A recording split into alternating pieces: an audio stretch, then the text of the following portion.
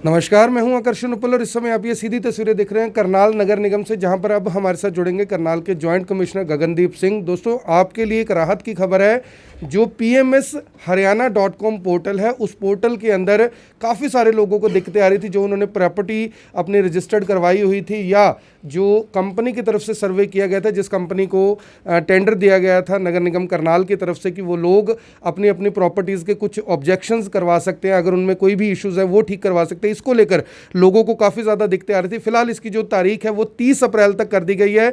और एक नया बड़ा अपडेट ये है कि नगर निगम करनाल के जो ज्वाइंट कमिश्नर है गगनदीप सिंह, जो लगातार कवरेज चल रही थी, जो लोगों को दिक्कतें आ रही थी, उसको देखते हुए अब आपके घर पर ही विजिट होगी, आपको नगर निगम आने की जरूरत नहीं है। सर, सबसे पहले स्वागत है आपका IBN24 पर। क्या कुछ अपडेट सर हुआ है PMS हरियाणा पोर्टल पर? क्यों लोगों को इसमें रजिस्ट्रेशन का ऑब्जेक्शन रेज करना चाहिए, नहीं करवाने से क्या दिक्कत होती है, क्या कुछ अपडेट्स हैं? जी देखिए, ऐसा है कि जो PMS पोर्टल हरियाणा में जो करनाल की जो टोटल प्रॉपर्टी आईडीज़ जो फ़िलहाल रजिस्टर हुई हैं वो 1,62,000 हैं। और इस आईडीज़ में हमने क्लेम्स एंड ऑब्जेक्शंस इनवाइट किए थे। ऑन क्लेम्स एंड ऑब्जेक्शंस जो हमने इनवाइट किए थे उसमें जो कंसर्न पर्सन है वो अपना PMS पोर्टल पे ऑनलाइन ऑब्जेक्शंस डाल सकता था। तो इसमें अलग अलग पहले 5 मार्च थी, फिर आगे डेट बढ़ाएगी, फिर 5 अप्रैल हुई और अब 30 अप्रैल है। अब हमारे पास तकरीबन 3500 करीब ऑब्जेक्शंस हमारे पास यहाँ पर आ चुके हैं, जिसमें हमने नगर निगम के बाहर भी कैंप ऑर्गेनाइज़ किए हुए हैं। नॉर्मली होता है कि कई बार कंसर्न व्यक्ति को पता नहीं चलता कि उसने अपने ऑब्जेक्शंस कैसे फाइल करने हैं। तो इन दो सर्कमस्टांसेस हमने तकरीबन 10 के करीब अपने रिप्रेजेंटेटिव बाहर नगर निगम टेंट लगा के बिठा रखे हैं, यहाँ पर आएँ और अपनी प्रॉपर्टी को देखें और उसमें ऑब्जेक्शंस फाइल करें। तो जो हमारे पास ऑब्जेक्शंस आए हैं उसका मैं आपको नेचर बता देता हूँ, आपको पता चल जाएगा। नॉर्मली इसमें एक तो नाम का इशू है। लोग कहते हैं ये प्रॉपर्टी मेरे नाम से नहीं आ रही और ये तो मेरे नाम चढ़ गई थी, या मैंने परचेज कर ली थी, या गलती से किसी और के नाम से शो हो रही है। सेकंड जो ऑब्जेक्शन ये आ रहा है कि एड्रेस में डिस्क्रिपेंसी है। और तीसरी जो डिस्क्रिपेंसी आती है वो आती है एरिया में भी। मेरा तो 100 गज का था, ये तो 90 गज शो कर रहा है या 110 गज शो कर रहा है। तो उन दो सर्कमस्टांसेस इसमें इस डिस्क्रिपेंसी को दूर करने के लिए हमने अब क्या किया है कि जो तो ऑर्गेनाइज सेक्टर के प्लॉट्स हैं, फॉर एग्जांपल हुडा के, HSIDC के, जहाँ जो लाइसेंस कॉलोनीज़ के कटे हैं, जहाँ मॉडल टाउन है, जहाँ TP स्कीम्स के जो भी हमारे पास मैटर्स हैं, उनके तो हमने डाटा उसका जो सैनिटाइजेशन है अपने लेवल पे शुरू कर दिया है, ताकि लोगों को बेयर मिनिमम प्रॉब्लम्स आए। और इसके अलावा मेरा आपके चैनल के माध्यम से अनुरोध है कि कृपया एक बार पोर्टल को दोबारा से देख लीजिए। इसमें से जो भी आपको ऑब्जेक्शन आप सोचते हैं कि नाम से संबंधित है, एरिया से संबंधित है, एड्रेस से संबंधित है, और चौथा जो इशू आता है जी, नहीं ये तो मेरे रेजिडेंशियल हाउस है, इसको आपने कमर्शियल शो कर दिया, ये तो कोई वैसे नेम प्लेट लगी थी इसको आपने कमर्शियल कर दिया, ये तो मेरा फॉर एग्जांपल शटर लगा हुआ था, इसमें मैं गाड़ी खड़ी करता हूँ और शटर को देख के वो शॉप लिख के चले गए जी, इसलिए पूरा मकान ही उन्होंने कमर्शियल शो कर दिया। तो इन दो सर्कमस्टांसिस आप अपने ऑब्जेक्शन रेज कीजिए। तो इसमें पहले क्या कर रहे थे कि ऑब्जेक्शंस में हम पर्सनल हीयरिंग के लिए यहाँ पर बुला रहे थे। तो पर्सनल हीयरिंग के चलते लोगों के लिए भी समस्या आ रही थी, क्योंकि एक एक आदमी को सुनने में तकरीबन 15 से 20 मिनट लग रहे थे। और अगर मैं दिन में अगर 100 बंदों को भी सुनता तो सारा दिन इसी काम सुनवाई में निकल जाता था। तो हमने अब रिक्वेस्ट करके, जिस याशी कंपनी ने इसमें सर्वे किया है, अब याशी कंपनी के लोग ही ऑब्जेक्शंस को रेज़ करेंगे। आप उनसे सीधा संपर्क कर सकते हैं, जिनको बाहर, जैसे मैंने आपको पहले बताया कि टेंट लगे हुए हैं। और अब आपको यहाँ नगर निगम में आने की ज़रूरत नहीं है, वो खुद वहाँ पर जाएंगे अपना आपके पास एक टाइम देकर कि जी हम इस टाइम तक आ रहे हैं। आप अपने कंसर्न जो भी डॉक्यूमेंट्स अपने सपोर्ट ऑब्जेक्शन के या क्लेम के सपोर्ट में तैयार रखिए और अपने आप दीजिए। और उसके बाद फिर भी अगर आपको लगता है कोई कंप्लेंट है किसी प्रकार के, उनके कंडक्ट से आपको कोई इशू है, आपको लगता है नहीं मेरी अभी प्रॉब्लम रिजॉल्व नहीं हुई, तो आप नगर निगम में आइए, हमारी टीम में सीधे काम कर रही है। इसके अलावा मैं आपकी थोड़ी सी नॉलेज में और डाल देता हूँ भी 1,21,000 के करीब हमारी जो प्रॉपर्टीज़ पहले ही रजिस्टर्ड थी, उसमें से काफ़ी डाटा करेक्ट हो चुका था। जिस लोगों ने पिछले 1-1.5 साल के अंदर भी जिन्होंने अपना डाटा करेक्शंस कराए हैं, उन फाइलों को भी हम ऑटोमेटिकली अपडेट कर रहे हैं। हमारे पास उन फाइलों के लिए आपको आने की ज़रूरत नहीं है। हमने फाइलें याशी कंसल्टेंसी को दे दी हैं, उसमें वो डाटा जो कमिश्नर साहब ने ऑर्डर कर रखे हैं, जो नगर निगम ने फाइल्स को प्रोसेस कर रखा है, वो सीधा दे रहे हैं। पर फिर भी मेरा आपसे अनुरोध है कि आप एक बार पोर्टल में देख लीजिए। और क्योंकि 30 अप्रैल के बाद डेट बढ़ेगी नहीं, और उसके बाद क्योंकि ग्रेजुअली इस पूरे डाटा को, इस प्रॉपर्टी आईडी को एनडीसी पोर्टल के साथ जोड़ना है, और एनडीसी पोर्टल के साथ जोड़ना है तो एनडीसी पोर्टल के बाद लेटर, जैसे मैं पिछले भी आपकी वीडियो में बताया था कि आपको जब रजिस्ट्री करानी हो, जहाँ इस प्रॉपर्टी के साथ कुछ भी आपने मोर्टगेज करनी है, जहाँ जो भी आपने लीज़ करानी है, तो उसमें से फिर आपको ये problem area discrepancy, category discrepancy, name discrepancies में जहाँ उसमें कोई फ़र्क आएगा तो आपके लिए लेट स्टेज पे आपके लिए फिर डिफ़िकल्टी आएगी।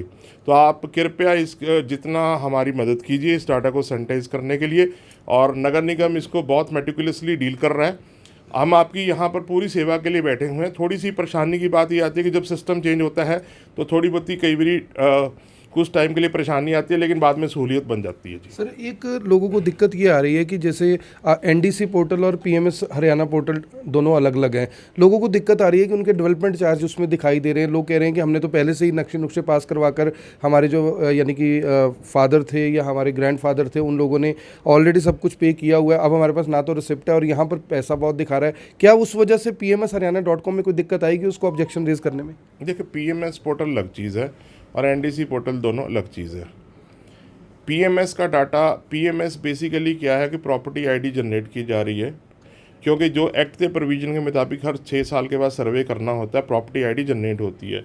जैसे कि मैंने पहले आपको बताया भी 1,22,000 2013 के मुताबिक सर्वे के मुताबिक प्रॉपर्टीज़ थी, और जो 2019 में सर्वे अब जो कंप्लीट करके इसकी इम्प्लीमेंटेशन अब चल रही है, 1,62 डाटा हो चुका है।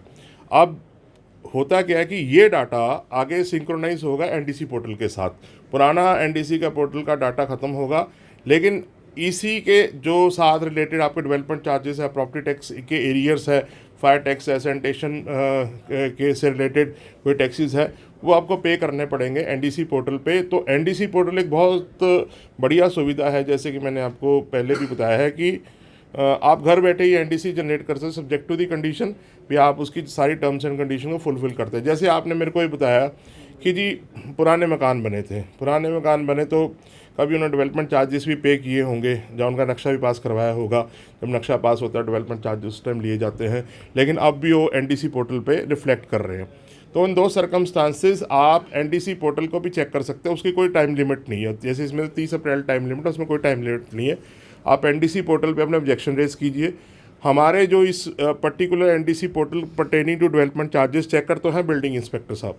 बिल्डिंग इंस्पेक्टर साहब उसमें प्रॉपर चेक करेंगे अपने रिकॉर्ड के मुताबिक। हाँ, उनको लगता है जी नहीं इन्होंने पैसे पे कर रखे हैं, अभी इनका ये वेवर बनता है, ये गलत लग चुके हैं, उसके बाद उसके चेक करें डीटीपी साहब। डीटीपी साहब चेक करेंगे, एक कॉम्प्रीहेंसिव ऑर्डर लोड करेंगे आपका।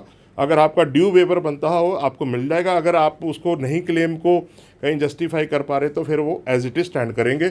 ये एनडीसी पोर्टल के बारे में। सर, एक जो 1,61,000 प्रॉपर्टीज़ आपने बताई कि रजिस्टर्ड है हमारे पास, इसमें जो कुछ लोगों ने अनअप्रूव्ड कॉलोनीज़ में मकान बनाए हुए हैं, रजिस्ट्री भी ली हुई है, इंतकाल भी करवाया हुआ है, नगर निगम को टैक्स भी दे रहे हैं, क्या 1,61,000 प्रॉपर्टीज जो रजिस्टर्ड है उसमें अनअप्रूव्ड कॉलोनीज़ के भी हैं? मैं आपको थोड़ा सा बताता हूँ जी। देखिए, ऐसा है, प्रॉपर्टी आईडी तो हर किसी प्रॉपर्टी को जो नगर निगम के क्षेत्र में आती है सबको मिलेगी, चाहे अप्रूव्ड है चाहे अनअप्रूव्ड है, ठीक है जी। एनडीसी जो जारी होता है वो केवल जारी होता है अप्रूव्ड के लिए। थोड़ा सा इस फ्लो चार्ट को हमें समझने की ज़रूरत है।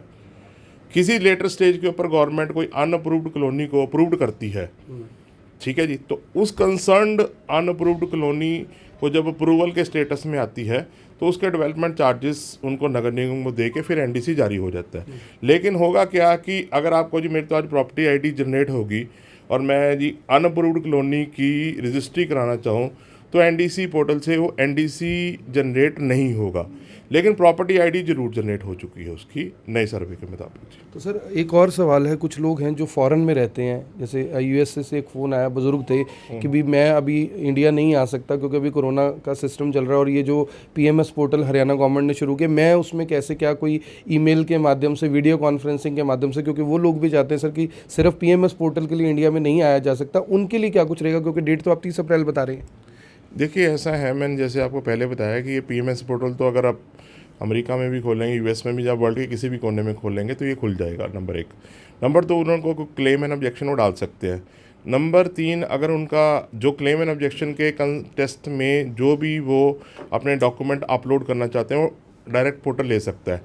हाँ, उसमें से होगा क्या कि जब कोई बंदा मौका देखने गया उनका, for example pertaining to category या कोई और इशू, तो उसमें से हम सिर्फ इनको ये ऑर्डर्स कर देंगे, आप उनका जो भी ऐसा टाइम फिक्स कर ले, क्योंकि जैसे यहाँ आप दिन चल रहा है तो वहाँ रात होगी, तो कोई ऐसा मिडल से का इवनिंग का टाइम फिक्स हो जाए जब वो जाग रहे हों, तो एक कॉन्फ्रेंस करके वीडियो कॉन्फ्रेंसिंग उनके मोबाइल के ऊपर व्हाट्सएप वगैरह पे, तो उसके प्रॉब्लम को रिजॉल्व बहुत रेयर केसेस किया जा सकता है। तो सर आखिरी सवाल है, जो याशी कंसल्टेंट है सर, इनके कुछ एम्प्लॉयज़ के ऊपर आरोप लग रहे हैं, कुछ कॉल्स हमारे पास आ रहे हैं कि जो लोग सर्वे के लिए जा रहे हैं वो लोगों से पैसे मांग रहे हैं खर्चे पानी के नाम पे। अगर इस तरह की कोई शिकायत करना चाहे कहाँ कर सकता है और उस पर कार्रवाई क्या होगी, क्योंकि ये तो यानी नगर निगम तो सुविधा देने की बात कर रहा है और वो सुविधा शुल्क की बात कर रहे हैं आगे। ऐसा है, देखिए, अगर आपके संज्ञान में या ऐसी कोई भी कंप्लेंट आती है तो आप डायरेक्टली आप मेरे से मिल सकते हैं, ईओ ऑफिस ईओ साहब से मिल सकते हैं और हमारे प्रॉपर्टी सुप्रिटेंडेंट से मिल सकते हैं। तीनों ऑफिसर इसी काम के लिए डिप्यूटेड है, और अगर कोई बंदा ये इलीगल काम कर रहा है तो हम उसमें सख्त से सख्त कार्रवाई करेंगे। वैसे हमने इनकी ब्रीफिंग कर दी है, और इनके जो चेयरमैन है इस कंपनी के, मेरी उनसे कई बारी बात हुई तो वो कह रहे कुछ ऐसे सॉफ्टवेयर भी हैं जब वो बंदा अमेंडमेंट करने की कोशिश करता है तो ऑटोमेटिकली उस सॉफ्टवेयर में रिकॉर्डिंग्स भी शुरू हो जाती हैं। तो इसमें से मेरा आपको थोड़ी सी बातें बताना चाहूँगा कि लालच दोनों तरफ से हो सकता है, एक तरफ से नहीं है। उसमें कई बार ये होगा, ये मेरी कैटेगरी ठीक हो जाए, मैं तेरे को इतना अनड्यू एडवांटेज दे देता हूँ, तो उस प्रोसेस में दोनों बंदों की रिकॉर्डिंग हो जाएगी उस सॉफ्टवेयर में। तो ऐसा मत समझ लीजिए कि कल वो ट्रबल में, हम भी ट्रबल में आ सकते हैं। तो ये प्रोसेस को अडॉप्ट मत कीजिए, सही है उसको होने दीजिए। धन्यवाद। तो ये थे करनाल नगर निगम के जॉइंट कमिश्नर गगनदीप सिंह। सीधे तौर पर बताया pmsharyana.com पर आप अपनी प्रॉपर्टीज़ को देख सकते हैं। अगर आपको कोई दिक्कत आती है आप नगर निगम में आ सकते हैं। यहाँ पर 10 से 12 लोगों का रिक्रूटमेंट किया गया है, जो लोग अपने सिस्टम में आपको आपकी प्रॉपर्टी देखकर बताएंगे। सर एक इंपॉर्टेंट सवाल और है, जैसे गाँव कैलाश है, रामनगर का एरिया है, वो उसमें सर एरिया ही नहीं दिखा रहा और अल्फ़ाबेटिकली लोग चाहते हैं कि कम से कम जो पोर्टल है इसमें अल्फ़ाबेटिकली आ जाए, और जो एरियाज़ के नाम गुम है वो कब तक ठीक हो जाएंगे, या उसके बगैर भी ऑब्जेक्शन रेज हो सकता है? देखिए, ऐसा है, मैंने जैसे आपको पहले बताया भी, कोई बंदा ये कहता है जी मेरे को मेरा मकान नहीं मिल रहा, मेरे को मेरी प्रॉपर्टी आईडी नहीं मिल रही, कोई टेंशन लेने की ज़रूरत नहीं, आप नगर निगम ऑफिस आ जाओ। सफिशेंट, जैसे अगर आप वीडियो में अभी आप बाहर घूम के आएंगे तो वहाँ पर कंसल्टेंट बैठे हैं, वो आपकी प्रॉपर्टी ढूंढ के देंगे। अगर फॉर एग्जांपल वो किसी कारण से आपके पड़ोसी के साथ मर्ज हो रखी है तो उसको स्प्लिट करके आपको सेपरेट प्रॉपर्टी आईडी जनरेट होगी। तो जो एड्रेस नहीं मिल रहा है उसका कोई, वो सर सारा कुछ करेक्ट करके देंगे आप। सारा कुछ करेक्ट हो गया। तो ये आपने सुन लिया, जो ज्वाइंट कमिश्नर है गगनदीप सिंह, सीधे तौर पर कहा दिक्कत किसी को नहीं आने दी जाएगी। 30 अप्रैल की जो डेट है वो लास्ट डेट फिलहाल रखी गई है।